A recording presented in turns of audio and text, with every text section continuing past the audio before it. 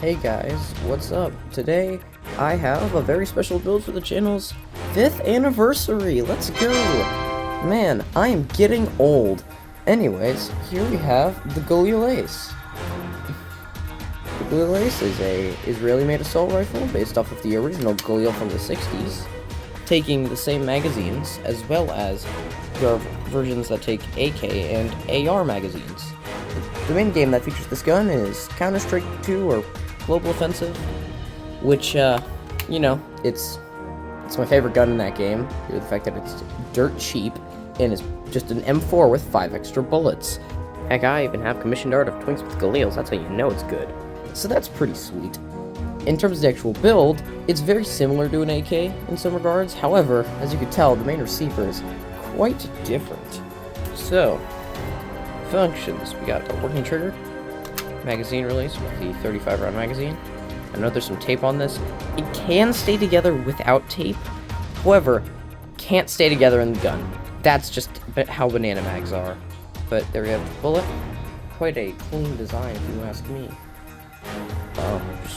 You gotta rock it in like an AK, because this is the original Galil mag version, and the AR version. I had actually originally made a conversion where you would put a little brick right there.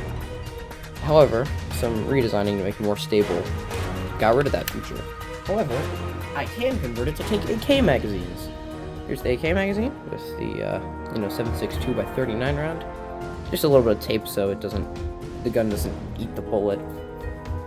And yeah, it just fits in the exact same magazine well, even though the magazine is bigger, as you can see. So that's pretty dang sweet.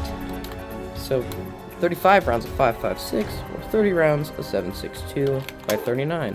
And that's pretty dang cool if you ask me. However, the main feature that was so hard to replicate that I bought a new set just for a piece. The dust cover. The spring-loaded dust cover. It's got quite a bit of tension in it, but the bolt still works without me needing to push it back into place. And this was added to the real gun to prevent sand and dirt from getting into the Galil. Because the original AK had that as a really big problem. So you can see on the other side of the gun, there's no holes, like no gaps, just, the one for the bolt. You can see the bullet from the magazine, so I'll take that out. You can see through the gun. Yeah, like I said, no gaps in the receiver at all, which means that this gun is incredibly reliable with very tight tolerances. And to replicate that, I made the gun as sturdy as I possibly could. Like, you can swing the gun around with just the pistol grip and it won't break. Anyways, other features. The safety. It's in the same position as an AK, but smaller, because there's also a connected safety here. Safe, auto, semi. I'm just gonna go into the details on the handguard, because this was actually really tough to make. However, it looks fantastic. Got the grooves. These are the rail covers. You would take these off and there'd be a rail underneath. That's not the case, just because that would make it lose a lot of its form factor. And quite frankly, this is like the best handguard I've ever made, so I wouldn't want to replace it with a foregrip. The bottom uses chi slopes instead of arches, because I gotta recreate the hand stop. The gas tube is visible throughout the entire gun, and it is connected to the barrel up by the gas block, which has a pretty nice little front sight, using a stud with a bar on top. And the rear sight uses a tow cable, like a holder piece, and a 1x1 with technical. On top of that, we do have a rail here and a rail here. I didn't know there are versions with a monolithic rail, covering the entire thing, but this is specifically trying to be the Counter-Strike version. Luckily, unlike in Counter-Strike, we can put some sights on it. Also, yes, I actually have kind of gotten addicted to Counter-Strike. It's why I made this gun. I'm not just making it based off of YouTube videos for once. Muzzle brake. Looks similar to the real one, though not perfect because the barrel is square. This is due to stability. And I just want to go ahead and show you what it looks like inside the handguard. That's right, Technic beams and a really big rubber band. Because, you know, there's a lot of tension in this bolt design from the dust cover.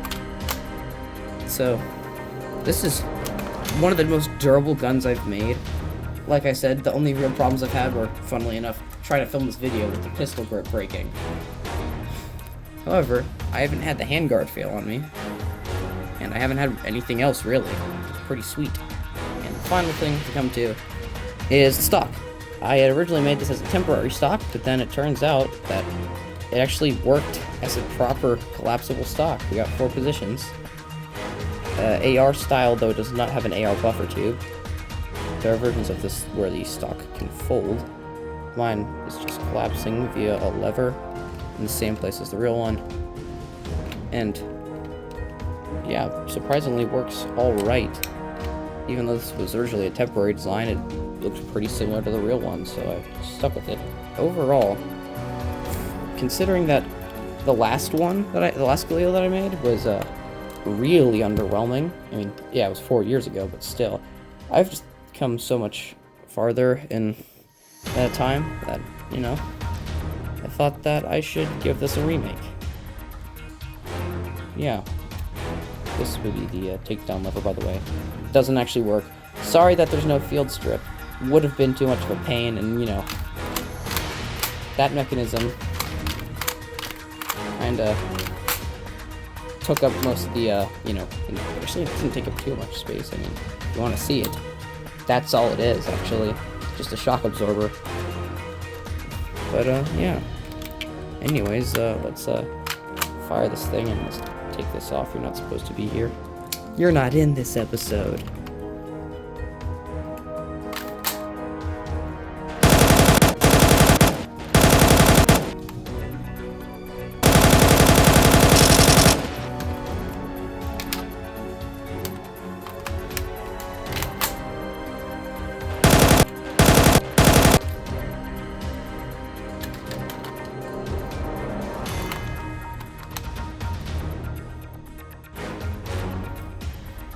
What's up, guys? It's Jake.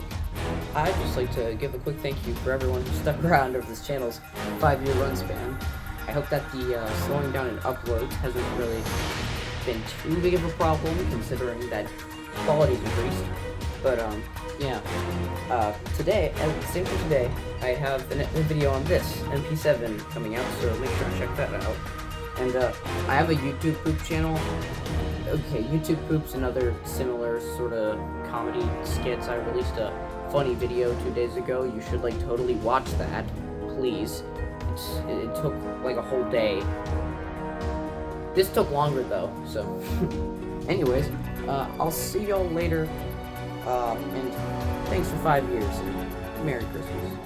Well, you know, it wouldn't be a Jake Does video without something going wrong.